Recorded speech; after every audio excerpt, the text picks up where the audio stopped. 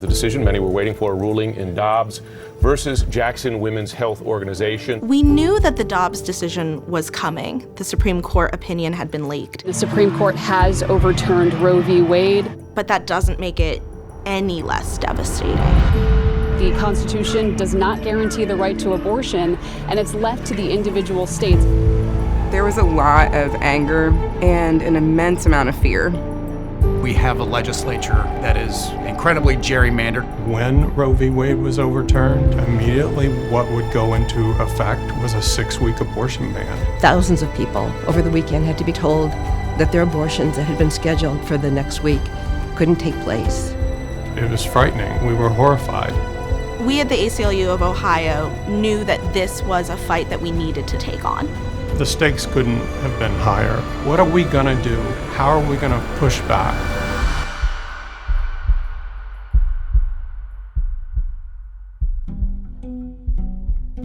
As soon as the 6-week ban came into effect, we had to litigate to try to halt it. Our legal team, led by Freda Levinson and Jesse Hill, filed a lawsuit, and we were able to persuade a state judge to provide a temporary injunction. For the time being, abortion care could continue across the state. But we knew that that was only temporary. Ultimately, the case would be appealed and it would find its way to the Ohio Supreme Court, which would very likely overrule it. It became clear that a constitutional amendment was the only way to guarantee access to care in Ohio. We were going to have to take this to the people. We announced in early 2023 that we're going to be putting this question on the ballot in November. We're moving forward with signature collection. All eyes were on Ohio because we were setting the stage for other states to do something similar. We had 3 months to collect 413,000 valid signatures from at least 44 counties across the state of Ohio. We took it on by building a coalition of organizations who saw the same vision for Ohio that we did. We implemented a massive campaign that brought in thousands of volunteers. I'm doing this because young ladies today don't have the same rights I have. People from every single one of our coalition organizations were here verifying voter registration, checking the signatures. We gave on-the-fly training to volunteers. We hosted signature drive-thrus. We posted up at libraries and breweries and sporting events. Sign the petition. As much as it was a frightening time, it was an invigorating time because we were feeling our personal agency as citizens. But we also had roadblock after roadblock thrown up in our faces.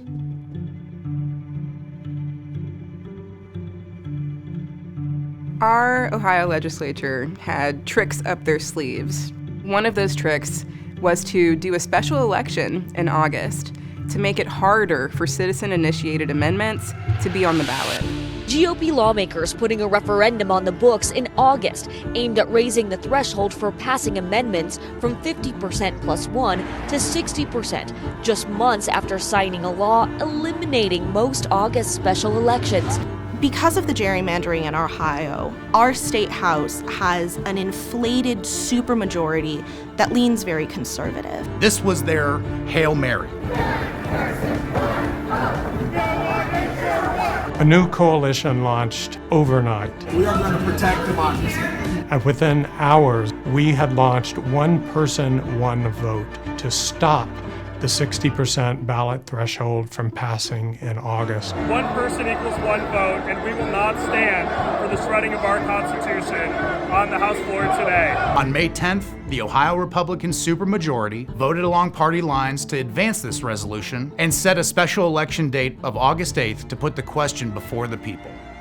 Our teams are working overtime to, 1, educate Ohioans to turn out to vote on the special election, and 2, finalize signature collection for the abortion measure.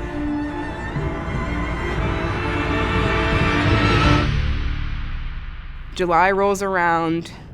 We were able to get us on the ballot in November. We had collected more than 700,000 signatures in a matter of just 3 months. That was unprecedented. Even though we felt like this monumental weight was lifted off of our shoulders, This is a marathon made up of many sprints. We immediately did an about face and started mobilizing for August. We were going to win a no vote in August, come hell or high water. So election day in August, I walk into the front door of the venue for the watch party at, say, 7:45, and AP had called it. We ended up winning by 14%. We won. We crushed them. That was a good feeling. No, we're not done. We had spent about 3 months convincing people to vote no on a ballot measure called Issue 1. And now we had to turn on a dime and begin to educate people that on November 7th, they had to vote yes on Issue 1. Between August and November, that's 2 months. So now we had to run the same sprint again, but on a shorter track. Now we have 60 days. The ACLU of Ohio recruited 19 other ACLU affiliates from across the country to make phone calls, do text banks. The ACLU nationally really heard the call. We were flyering, we were door knocking. It was a very busy time. My youngest sister is still a teenager in high school, and she's not able yet to vote. So I kind of felt like I had to do my due diligence for the both of us.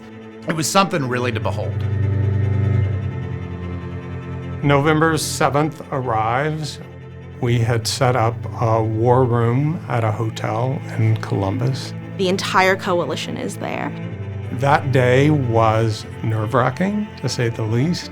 I was very excited, but exceptionally nervous. It's nail-biting the whole day long. As the returns started coming in that night, we were seeing that we were performing exceedingly well. AP was the one that everyone was waiting for, and everyone's constantly refreshing our phones, just refresh on the news sites. And then, just like in August, AP called it for us. The place erupted, absolutely erupted. The countless hours that went into fundraising, to creating a strategic communications plan, I remember feeling that pay off. It was, oh my gosh, I still get emotional about it. It was a good day. It was a really good day.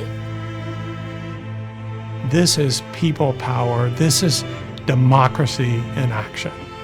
I had such amazing respect for my colleagues at the ACLU of Ohio, but also for every member of our coalition that worked so hard to make this happen.